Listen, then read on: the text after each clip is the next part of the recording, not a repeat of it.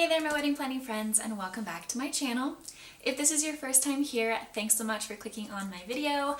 I'm Emily Summer. I'm a wedding planner based in Montana, and I make weekly videos on wedding planning tips and advice. As you may or may not know, I also own Velvet Bride, which is a wedding dress shop here in Missoula, and so I have been incorporating more wedding dress related videos into my channel. So if you want to see more of that, or if you have certain topics you would like to see a video on, let me know in the comments below. And today is going to be another wedding dress video, as I just had the opportunity to travel to New York last week to attend Bridal Market and New York Bridal Fashion Week. This was my first time ever doing something like this, so it was a very, very cool experience. And I believe by the time this video is live, my good friend Danny Walker, who also has a YouTube channel, did a little vlog of our experience there. I had her come with me this year to kind of have some moral support, and she's great with fashion and styling, so it was fun to have her there. I'll also link that below if you want to see a little bit of the behind the scenes experience of that process. And if you follow me on Instagram, my Emily Summer Studios account, and also the Velvet Bride account, I am going to try and do a little bit better of sharing some of the behind the scenes experience from that as well. Anyways, on to today's topic. So taking what we saw at New York Bridal Fashion Week, I wanted to do a video all about upcoming trends and what to expect with 2022 wedding dress trends, as many of you that are planning a wedding for next year are probably just getting started wedding dress shopping, or maybe you're right in the thick of it. And so hopefully this video will help you if you're wondering what to expect for wedding dresses or wedding dress shopping, and what we're going to be seeing for next year's styles.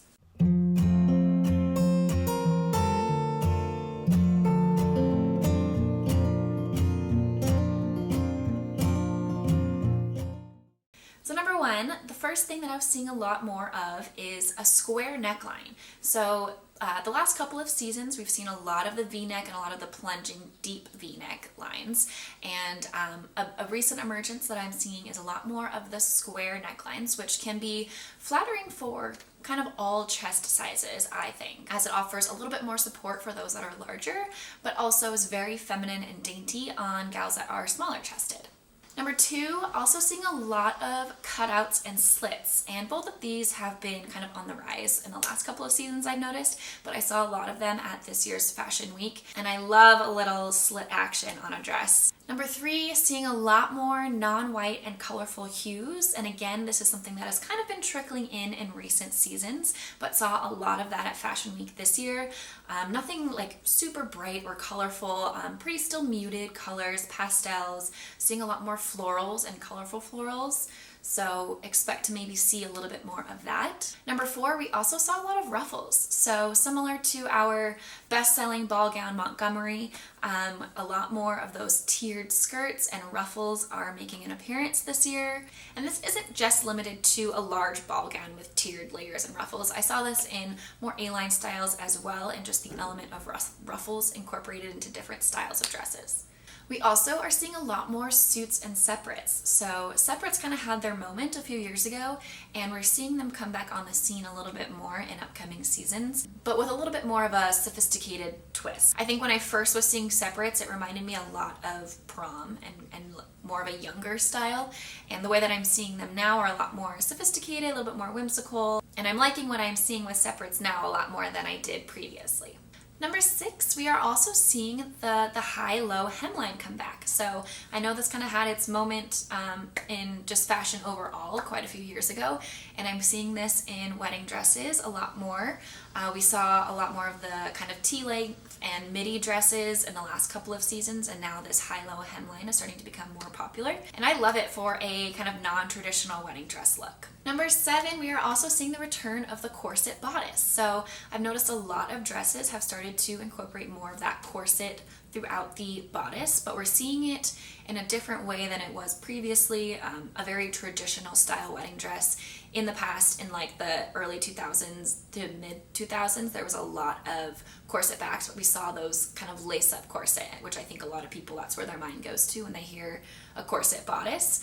And so while we're seeing that similar structure come back in the boning and the structure in a corset bodice across all different types of wedding dress shapes and styles, it's taken a new modern twist. So still not seeing like the lace up bodice, but but incorporating a lot more of that structure and the boning, and sometimes they're that see-through bodice style, and sometimes it's still lined, but kind of paying homage to that traditional style with a little bit more of a modern twist. Number 8 and 9 are kind of sleeve styles that we are seeing a lot more of.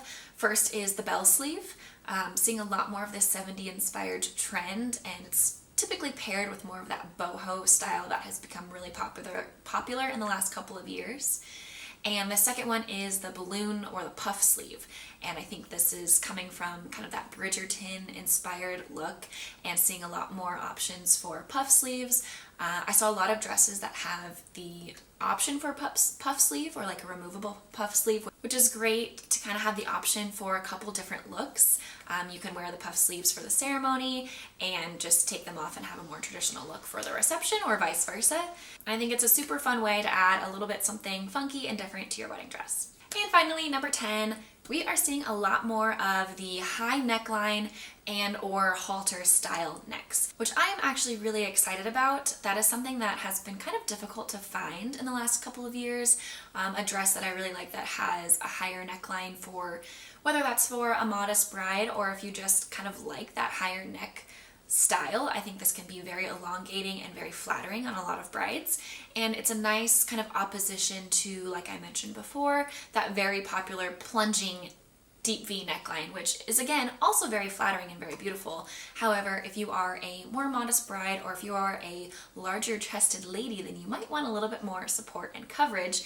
And when so many dresses we are seeing have had that neckline, it's nice to be able to see an alternative and a more modest trend approaching this year. So those are the top 10 trends that I saw at Bridal Fashion Week in New York this year. I'm curious if you have a trend that you're really excited to see, or maybe something that you're not so excited to see. Let me know in the comments below. Hopefully you found this video helpful. If you did, please like and subscribe to get weekly videos on wedding planning tips and advice, and we will see you next week.